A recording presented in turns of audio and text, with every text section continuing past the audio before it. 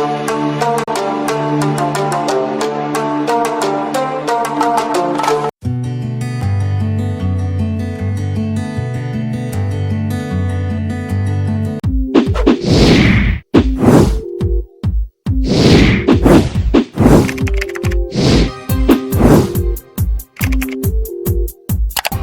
everyone, a very good evening to all of you and welcome to my channel Technical Suneja. So guys, continue करते हैं अपनी नई series जो कि है attendance system PHP CRUD using PHP and MVC। तो यहाँ पे इस प्लेलिस्ट में मैंने आपको ऑलरेडी बता दिया है कि हम क्या यूज करने वाले हैं, क्या एवरीथिंग हमने डिस्कस कर लिया था फर्स्ट वीडियो में। हमने पूरा डेमो देख लिया था जो भी कैसे इन एंड आउट। बट अभी आपको ये देखना है कि जो इसका डायरेक्टरी स्ट्रक्चर है कोड का वो कैसे काम कर रहा है, कैसे फाइल्स क्रिएट हुई है। अगर आपको एक नया प्रोजेक्ट बनाना हो MVC के साथ तो आप कैसे, क्या आपकी सोच रहेगी, वो आपको काफी हेल्प करेगा। तो इस वीडियो में आपको बताऊंगा पूरा डायरेक्टरी स्ट्रक्चर, क्या फाइलें कहाँ पे क्यों है, क्या कंट्रोलर है, क्या मॉडल है और क्या व्यू है। क्योंकि हम क्या कर रहे हैं, ये प्रोजेक्ट हम कैसे देख रहे हैं, ये प्रोजेक्ट हम ऊप्स के साथ प्लस हम डिजाइन पैटर्न जो यूज कर रहे हैं वो है MVC।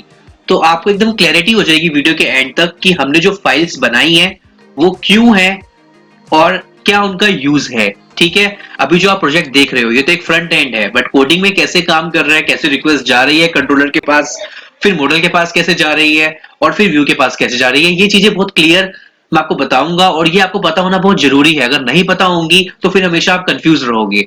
आई बात सोर्स कोड की, अगर आपको ये सोर्स कोड चाहिए हो तो मैं आपको ये सोर्स कोड शेयर कर दूंगा, अपनी ईमेल आईडी को ड्रॉप कर दीजिएगा कमेंट सेक्शन के अंदर, मैं आपको ये सोर्स कोड शेयर कर दूंगा। बट मैं हमेशा बोलता हूं कि कोड शेयर करना तो ठीक है, मैं कर दूंगा, बट पहली जो चीज है, जो फर्स्ट प्रायोरिटी है वो ये है कि आपको समझना बहुत जरूरी है। अगर आपको अच्छे से पता चल जाएगा तो फिर कॉपी पेस्ट बुरा नहीं है, बट अगर आपको नहीं पता चलेगा क्या रिक्वेस्ट है क्या है तो आप हमेशा फंसोगे, चाहे वो इंटरव्यू हो या कहीं भी हो। तो प्लीज मेक श्योर कि जो मैं आपको कोड शेयर करता हूं आप उस पर हैंड्स ऑन कर लिया करो कि वो कैसे काम कर रहा है। ठीक है, वैसे मेरी कोशिश रहती है कि वीडियो में ऐसे बताऊं आपको कि आपको एकदम क्लियर रहे कि हम क्या करने वाले हैं। ठीक है गाइस, तो जो डायरेक्टरी स्ट्रक्चर है गाइस वो ये है। यहाँ पे देखिए एक क्लासेस फोल्डर है मेरे पास और एक वेब फोल्डर है जिसके अंदर एक इमेजेस फोल्डर है, बाकी कुछ फाइल है मेरे पास, और यहाँ पे डेटाबेस की फाइल है और एक है index.php। ठीक है, तो एडिटर पे ओपन कर लिया जो कि सबलाइन एडिटर है, इसे आप नेट से डाउनलोड कर सकते हो, फ्री है। तो यहाँ पे देखिए क्लासेस फोल्डर है और यहाँ पे एक वेब फोल्डर है और एक index.php है। ठीक है, मैं आपको बताना चाहूंगा कि ये जो index.php है ना, जैसे ही आपका प्रोजेक्ट लोड होगा ब्राउजर पे तो ये कौन सी फाइल को कॉल करेगा, ये कॉल करेगा index.php। तो कहने का मतलब ये है कि जो मेरा index.php है ये मेरा कंट्रोलर है। ठीक है, जो भी रिक्वेस्ट जाएगी इसी index.php से पास होके जाएगी। अगर वो मॉडल की रिक्वेस्ट है, मॉडल मतलब क्या, अगर आपने डेटाबेस से कम्युनिकेट करना है, अगर आप एक ऐसी रिक्वेस्ट कर रहे हो जो डेटाबेस से डेटा को लेके आना है तो मॉडल के पास जाएगी, मॉडल फिर कंट्रोलर के पास आएगा और फिर कंट्रोलर व्यू को डिस्प्ले करा देगा या जो भी आउटपुट होगा उसके रिस्पेक्ट में वो आपको पेज पे दिखा देगा। तो कहने का मतलब ये है, जो मेरा फर्स्ट पॉइंट है वो ये है कि जो index.php अभी आप स्क्रीन पे देख रहे हो ये मेरी लैंडेड फाइल है। मतलब लैंडेड फाइल मतलब कि सबसे पहले यही लोड होगी। ठीक है, उसके बाद जो भी रिक्वेस्ट मेरी जाएंगी वो यहीं से ही जाएंगी। क्लियर है? अब देखिए ध्यान से, अब मैंने क्या किया है, एक फोल्डर है क्लास नाम का, इसके अंदर एक attendance.php है, एक student.php है। हमने दो क्लास बनाई है जो कि मॉडल क्लास है। क्या है ये मॉडल, हमने एक स्टूडेंट के लिए बनाया है स्टूडेंट क्लास, अटेंडेंस के लिए अटेंडेंस क्लास। क्या मतलब है, इसमें क्या डिफाइन किया है हमने, ये देखिए। तो मैं आपको बताने की कोशिश करता हूं कि वो जो हमने अटेंडेंस क्लास बनाई है और जो स्टूडेंट क्लास बनाई है वो क्या है। उस क्लास में मैं दिखाता हूं पहले आपको है क्या एक्चुअली में। तो अटेंडेंस के अंदर क्या है गाइस, ऐड अटेंडेंस, ये एक मेथड बना हुआ है जो कि अटेंडेंस को ऐड करेगा। एक मेथड बना हुआ है डिलीट जो कि डिलीट करेगा। एक मेथड बना है गेट अटेंडेंस बाय डेट जो डेट के हिसाब से लाएगा। गेट अटेंडेंस जो खाली अटेंडेंस लेके आएगा। तो ये चार तरीके के मेथड बने हुए, चार तरीके के ऑपरेशन हो रहे हैं किस पे, अटेंडेंस पे।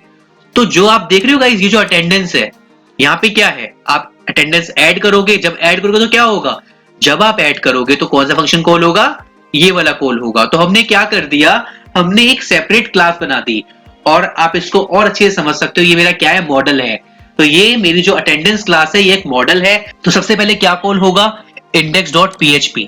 ठीक है, उसके बाद जैसे जैसे आप क्लिक करोगे रिक्वेस्ट बदलेगी। जैसे अटेंडेंस पे गए ऐड अटेंडेंस किया, और जब आप अटेंडेंस ऐड करोगे फाइनली तो क्या कॉल होगा आपका ये मॉडल। तो मॉडल क्या करेगा, उसको प्रोसेस कर देगा, डेटाबेस में डेटा को स्टोर कर देगा। ठीक है, ऐसे अटेंडेंस के लिए और ऐसे ही स्टूडेंट के लिए, स्टूडेंट ऐड होगा, डिलीट होगा, एडिट होगा, और स्टूडेंट की डिटेल अगर आपको फेच करनी हो तो गेट ऑल स्टूडेंट है, और गेट स्टूडेंट बाय आईडी भी है। तो हमने क्या किया, हमने हर एक चीज के लिए एक सेपरेट मेथड बनाया है और उसके लिए हमने एक क्लास डिफाइन की है। गाइस यही है ऑब्जेक्ट ओरिएंटेड। ठीक है, इसकी कॉलिंग को हमने कैसे सेटल किया है, डिजाइन पैटर्न से, जो कि है एमवीसी।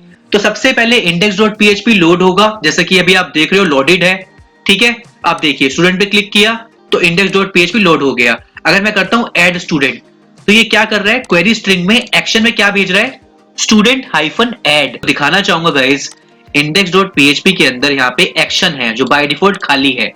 तो जैसे ही आप किसी भी चीज पे क्लिक करोगे तो वो क्या करेगा, ये किसी भी चीज पे अगर आप क्लिक करते हो तो वो क्या करेगा, देखिए मैं दिखाता हूं आपको, वो एक्शन में वैल्यू सेट कर देगा स्टूडेंट हाइफन ऐड।